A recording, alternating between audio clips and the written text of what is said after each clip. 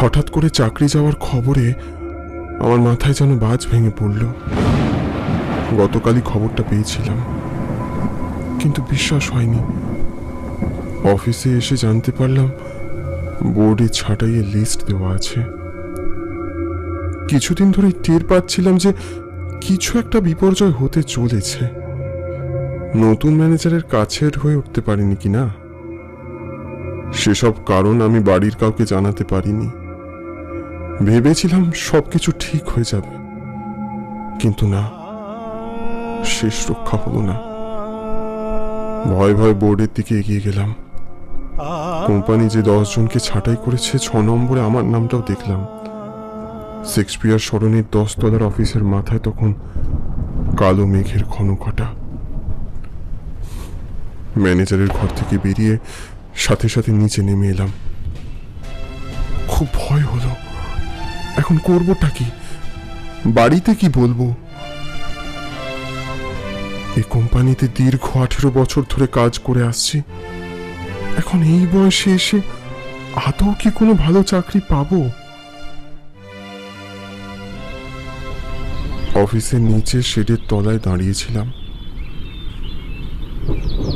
আজ ঘূর্ণিঝড়ের পূর্বাভাসে রাস্তাঘাট প্রায় জনমানবহীন, শূন্য। অন্য কোথাও যে চাকরি খুঁজতে যাব সে উপায়ও নেই। খানিক দূর গিয়ে রাস্তা পেরিয়ে ফুটপাতে উঠবো, মাঝ রাস্তায় প্রায় আমাকে পিষে দেওয়ার উপক্রম করে একটা মিনি বাস আমার সামনে এসে ব্রেক কষল। পর মুহূর্তে গাড়ির ভিতর থেকে চালক আর তার পাশে বসে থাকা কন্ডাক্টর রীতিমতো নিজেদের মধ্যে ঝগড়া শুরু করলো। কিরে, দেখে চালাতে পারিস না? এক্ষুনি তোর গায়ে চাপিয়ে দিচ্ছিলি। হ্যাঁ, তোর তো তাই মনে হয়। দোষটা কাজ ছিল দেখিসনি? বাসের ভিতর থেকে একটা পরিচিত মুখ মাথা বের করলো। অমর্ত্য। ও আমাদের অফিসেই কাজ করে, নতুন জয়েন করেছে। কিন্তু ওই বাসে কি করছে বুঝতে পারলাম না।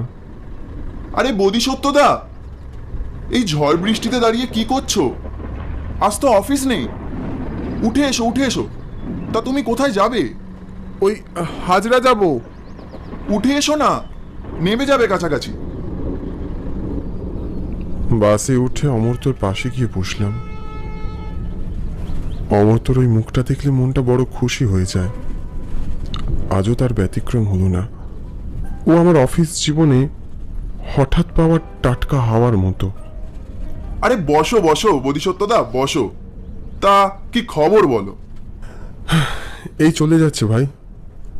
তুমি এই বৃষ্টির দিনে আজকে কোথায় বেরিয়েছো? অফিসে তো নিশ্চয়ই আসোনি। আজকে আবার ঘূর্ণিঝড়ের পূর্বাভাস। হ্যাঁ বোধিসত্ত্বদা, বেরিয়েছিলাম একটা কাজে আর হয়ে গেল আর একটা কাজ। মানে? ও কিছু না, ছাড়ো ওসব। তা তোমার চোখ মুখ ওরকম শুকনো লাগছে কেন? আর কি বলবো ভাই, চাকরিটা চলে গেল। মানে কি বলছো? ঠিকই বলছি। অনেক তো চেষ্টা করলাম। জীবনের 18টা বছর দিয়েছি কোম্পানিকে, সেটা তো নেহাত কম নয় বলো। কিন্তু এমন অপমান কাঁধে নিয়ে যে কোম্পানি থেকে বেরিয়ে আসতে হবে তা আমি কল্পনাও করতে পারিনি। অপমান? অপমানই বটে। নতুন ম্যানেজার আমার গায়ে শেষ পর্যন্ত হাত তুললো, তুমি জানো? ও তো বিড়বিড় করে কি যেন বললো। শেষ করে দেবো, শেষ করে দেবো আমি। কি হলো অমর্ত্য? কি হলো? তা কি হয়েছিল বলবে একবার? ছাড়ো, বাদ দাও অমর্ত্য। তোমাকে তো ওই কোম্পানিতে কাজ করতে হবে, তাই এসব ঝুটঝামেলা যাওয়ার কি দরকার বলো? আরে বলোই না, দেখবে হালকা লাগবে অনেকটা। কি জানো অমর্ত্য, যে কোম্পানির নুন আমি এতদিন খেয়েছি তার সম্পর্কে দুটো খারাপ কথা বলতে বড্ড দ্বিধা বোধ হয়। নতুন ম্যানেজার মানুষটা একদম ভালো নয়। জবে থেকে এসছেন সবাইকে টাকার লোভ দেখিয়ে খারাপ কাজ করতে বাধ্য করে। আমিও তার থেকে বাদ পড়িনি। একবার দুবার না, বারবার উনি আমাকে টাকা চুরির জন্য উস্কাতেন, কিন্তু আমি সে কাজ করতে প্রতিবারই অস্বীকার করি। আর দেখো, আজ তার পরিণতি হাতে নাতে আমি পেলাম। আর যারা ওর কুকর্মকে সাথ দিল, তারা আজ সব কোম্পানিতে উঁচু উঁচু পদ পাচ্ছে। অমর্ত্য নির্লিপ্ত দৃষ্টি নিয়ে বলল, ও আজ আপনার সাথে কি কি করেছে মনে আছে? কেন মনে থাকবে না? আজ সকালে বোর্ডে টাঙানো লিস্টে নিজের নামটা দেখে ম্যানেজারের ঘরের দিকে ছুটলাম। ভেবেছিলাম উনি আসেনি হয়তো, কিন্তু দরজার সামনে এসে দাঁড়াতেই দেখলাম ঘরের আলো জ্বলছে। সাথে সাথে ঢুকে পড়লাম। উনি কেমন থতমত খেয়ে গেলেন। আমার মনে হলো ওই ঘরে যেন ওনার সাথেও কেউ ছিল। উনি আমার উপর চড়াও হলেন রীতিমতো। কি ব্যাপার? কি দুম করে ঢুকে পড়লে যে? মাথায় কি কিছু বুদ্ধি শুদ্ধি নেই নাকি? কোম্পানি যে এতগুলো টাকা দিয়ে আপনাদের মতো লোককে কেন পোষে বুঝি না। যাকে লিস্টে নাম নিশ্চয়ই দেখেছেন। নিন, এখানে সাইনটা করে এবার বিদায় হন। কারোর ঘরে ঢোকার আগে যে নক করে পারমিশনটুকু নিতে হয়, সেই ম্যানার্সটা জানো না। আবার কাজ করতে এসেছে, ননসেন্স। এইসব আপনি কি বলছেন স্যার? জীবনের 18টা বছর আমি এই কোম্পানিকে দিয়েছি, আর আজ আপনি এভাবে আমায় যদি বের করে দেন, আমি কোথায় যাব? বউ বাচ্চা নিয়ে পথে বসতে হবে স্যার। দয়া করুন, আমায় দয়া করুন। আমার এই চাকরিটা খাবেন না প্লিজ। এই, জাস্ট আ মিনিট। কি বললি তুই? আমি তোর চাকরি খেয়েছি? না না স্যার, আপনি ভুল বুঝছেন। আমি আমি আপনাকে কোনো দোষারোপ করছি না। আমি বলতে চাইছি, আমার চাকরিটা যদি আপনি একটুখানি দয়া করে বাঁচান। এই এই, কি বলতে চাইছিসটা কি তুই? হ্যাঁ, আমার নামে বদনাম? যত বড় মুখ নয় তত বড় কথা। বেরিয়ে যা। স্যার, একটা সত্যি কথা বলবেন? আমি কি আপনার প্রস্তাব অস্বীকার করেছি বলেই আপনি আজকে আমাকে এই দিনটা দেখাচ্ছেন? এই এই, কি বলতে চাইছিসটা কি তুই? হ্যাঁ, আমার নামে বদনাম? যত বড় মুখ নয় তত বড় কথা। বেরিয়ে যা, বেরিয়ে যা এখান থেকে। বেরিয়ে যা, বেরিয়ে যা বলছি, এক্ষুনি বেরিয়ে যা। চল, বেরো এখান থেকে। উনি আমাকে রীতিমতো ঘর থেকে ধাক্কা দিয়ে বের করে দিলেন। আমি জানি না অন্যদের সাথে উনি কি ব্যবহার করেছেন। তবে যাই হোক, একদিন উনি ঠিক বিচার পাবেন। একদিন নয়, আজই, আজই। মানে কি বলছো ওটা কি অমর্ত্য? কিছু নয়। দেখলাম অমর্ত্য কিরকম থমকে গেল। মাথাটা কুঁকড়ে চোখ বন্ধ করে যেন ঘুমিয়ে পড়ল। অমর্ত্য, এই অমর্ত্য, অমর্ত্য। বাস চলছে ধীরে ধীরে। এদিকে ঝোড়ো হাওয়ার দাপট ক্রমশ বাড়ছে। ভাবলাম অমর্ত্য ঘুমিয়ে পড়েছে। থাক, ওকে বিরক্ত করে লাভ নেই। এদিকে এদিকে কন্ডাক্টরকেও দেখতে পেলাম না। এতক্ষণে তো হাজরা চলে আসার কথা। আরে ও দাদা, দাদা, টিকিটটা করবেন তো? স্টপেজ এসে গেল, এরপর আর দেওয়াই হবে না। ঠিক সময় মতো করবো দাদা। আপনি চুপ করে বসুন এখানে। এখনো বাসে অনেকের ওটা বাকি আছে। আশ্চর্য, লোকটা বলে কি? কিচ্ছু বুঝলাম না। হঠাৎই বাসটা খুব শব্দ করে ব্রেক কষলো। বাইরের দিকে এক ঝলক যেতেই মনে হলো বাসটা যেন অফিসের সামনেই ফের দাঁড়িয়ে আছে, এক চুলও নড়েনি। কিন্তু এই বেদম হাওয়ার দাপটে বাইরের কিচ্ছু বুঝতে পারলাম না। একটি মেয়ে হন্তদন্ত হয়ে বাসে উঠল। মেয়েটার চোখে মুখে একটা ভয়ের ছাপ স্পষ্ট। জামা কাপড়ের কোনায় কোনায় ছিঁড়ে গেছে। মেয়েটা কাঁপতে কাঁপতে এসে বসলো আর কি যেন বিড়বিড় করছিল। বাঁচাও, বাঁচাও।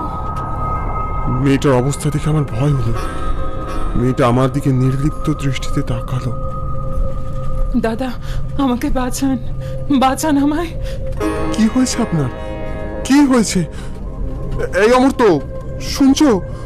ওঠো, ওঠো অমর্ত্য, ওঠো। এত ডাকাডাকি করার পরেও অমর্ত্য ঘুম থেকে উঠলো না। ওই পাষণ্ডটা আমায় ঘর থেকে তুলে এনেছে। আমায় বাঁচান, বাঁচান দাদা, বাঁচান। মেয়েটা বাসের মধ্যে লুটিয়ে পড়লো। এই অমর্ত্য, অমর্ত্য, ওঠো, ওঠো। ও যেন মরার ঘুম ঘুমোচ্ছে। ও কন্ডাক্টর দাদা, কেউ কেউ কেউ একটু এদিকে আসুন। কন্ডাক্টরকে দেখতে পেলাম না যদিও, লোকটা গেল কোথায়? কেমন একটা সন্দেহ হলো।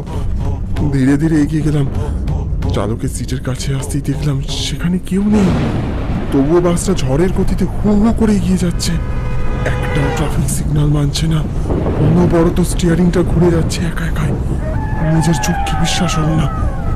কি হচ্ছে কিচ্ছু বুঝে উঠতে পারলাম না। আমি ঊর্ধ্বশ্বাসে আবার অমর্ত্যর কাছে ছুটে গেলাম। অমর্ত্য, এই অমর্ত্য! অমর্ত্য পলকে চোখ খুলল। সে চোখ ভয়ানক রক্তাভ, সারা গায়ে চাকার থেতলানো দাগ আর রক্ত। আমার দিকে ফিরেও বলল, অধিসত্যদা, তুমি প্রতিশোধ নেবে না? তোমার শরীরে এরকম রক্তের দাগ কোত্থেকে এলো? এ কি অবস্থা হয়েছে অমর্ত্য তোমার শরীরের?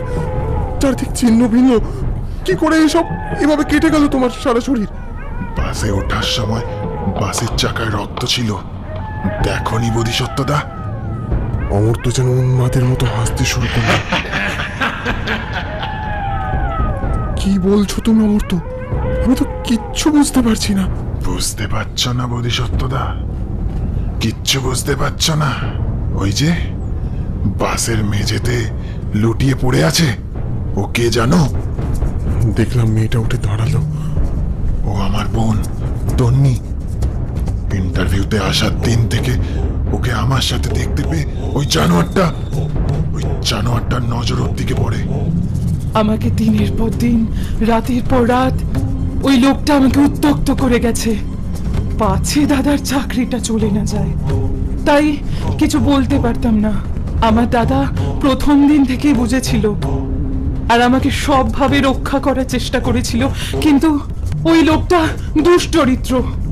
ওর চোখ একবার যার উপরে পড়ে ওকে শেষ না করে ছাড়ে না। ক্রমশ এই অত্যাচারের মাত্রা বেড়েই চলল। মানে ওই ম্যানেজার তোমার সাথে কি করেছে? বলো, বলো কি করেছে? অনেকদিন ধরে ও তককে তককে ছিল। আমার দাদা বাধা দিচ্ছিল বলে ওকে মেরে ফেললো। কি বলছো? কি বলছো? কে তোমার দাদাকে মেরে ফেলেছে? কে? কে আবার? ওই নোংরা শয়তানটা আজ ইচ্ছা করে আমার দাদাকে প্রমোশনের লোভ দেখিয়ে ঘর থেকে টেনে আনলো। আমার দাদা বলেছিল যে এই বৃষ্টির দিনে যাবে না, কিন্তু ওর জেদের কাছে দাদাকে হার মানতেই হলো। দাদা বাড়ি থেকে বেরোলো, কিন্তু অফিসে আর পৌঁছতে পারলো না। পথেই বাসটাকে ফিট করে এনেছিল আমার দাদাকে পিষে মেরে ফেলার জন্য, আর ঠিক তাই হলো। কি বলছোটা কি তুমি? কি বলছো? ও একদম ঠিক বলছে বোধিসত্ত্বদা। এখানেই শেষ নয়। ও আমার একমাত্র বোন তন্নির ওপর চরম অত্যাচার করে ওকে নির্মমভাবে খুন করেছে। আমাদের আর কি, এক গাদা টাকা দিয়েছিল ওই ছেলেটাকে মারবার জন্য। হ্যাঁ, ধম্মের কল বাতাসে নড়ে, ওকে মারলাম। তারপর দেখি বাসের ব্রেক ফেল, সোজা গিয়ে বাস এই ল্যাম্প পোস্টে ধাক্কা খেলো, আর সাথে সাথেই আমাদের ভবলীলা সাঙ্গ। এখন আর সময় নেই দাদা। ওই দেখো, অফিসের সামনে ম্যানেজার সত্যব্রত দাঁড়িয়ে আছে। ওকে এই বাসের চাকার তলাতেই ঢোকাবো। আনন্দ করো, উল্লাস করো। বাস অফিসের রাস্তা দিয়ে এগিয়ে চলেছে ক্রমশ। ঝড়ের গতিতে বাস এগোচ্ছে, আর সামনে দাঁড়িয়ে আছে ম্যানেজার সত্যব্রত। আমি চিৎকার করে উঠলাম, বাস থামাও, বাস থামাও! চোখের সামনে ভাবে কারোর মৃত্যু সহ্য করা যায় না। বাস থামলো না, সবাই চিৎকার করে উঠলো। ওদের দেহ বিভৎস, করাল। ভয় চোখ বন্ধ করে ফেললাম। বাসের গো গো শব্দ, প্রচন্ড ঝাঁকুনিতে আমার মাথা ঘুরতে লাগলো। বিকট শব্দ করে বাসটা ধাক্কা খেলো। তারপর সব নিশ্চুপ। কি হলো আমার সাথে আমি কিচ্ছু বুঝতে পারলাম না। এসব সত্যি নাকি আমার ভ্রম, তা আমি কিচ্ছু বুঝতে পারিনি। যখন চোখ মেললাম, ঝাপসা চোখে দেখলাম একটা ল্যাম্পপোস্টের গায়ে তোবড়ানো একটা বাস। সেখান থেকে গল গল করে ধোঁয়া বেরোচ্ছে। কানের পাশে কেউ যেন ফিস ফিস করে বলল, চিন্তা করো না দাদা, তোমার চাকরিটা ঠিক থাকবে। আমার জায়গায় তুমি কাজ করবে। কাল থেকে নতুন পোস্ট, নতুন ম্যানেজার, তোমার জীবনের নতুন একটা সকাল। এগিয়ে যাও দাদা, এগিয়ে যাও।